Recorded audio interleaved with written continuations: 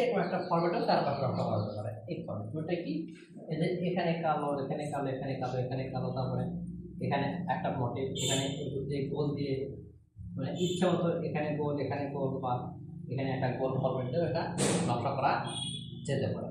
এটাতে আবার আপনার ইয়ে রাখবে